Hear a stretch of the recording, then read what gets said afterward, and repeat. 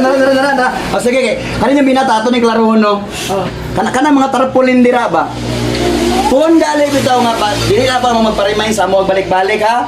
Ay birthday niya, birthday niya. Amo na nang ibutang niya tarpulin dito dira.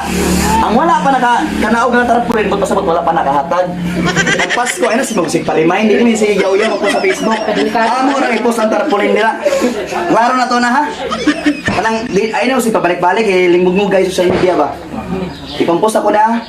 Ang mga dagway niya, ibutan ko sa dalan, kung magkadugay, ibutan ko sa highway. Kung digin mo ata? O, pero para magklarohay ta, para kita ang inyong nasa, mas pulido, mas klaro. Ipataas ang inyong tuong nga kamot, sunod sa ako ah. Sundin niya ha. Ako si inyong ngalan. Ako si Alan. Nagasaad.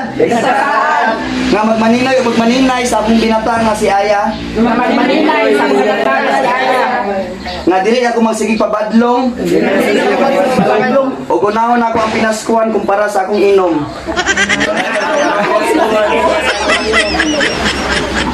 Okay, karon dili ako sig magpa-remind pa sa mga inahan o gamahan. Nga mohatag ko pinaskuhan sa akong maayong kabubuton.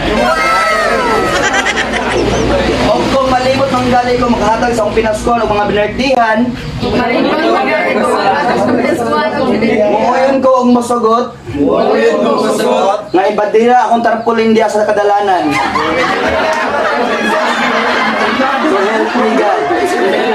Okay, amen. O karon, manganda.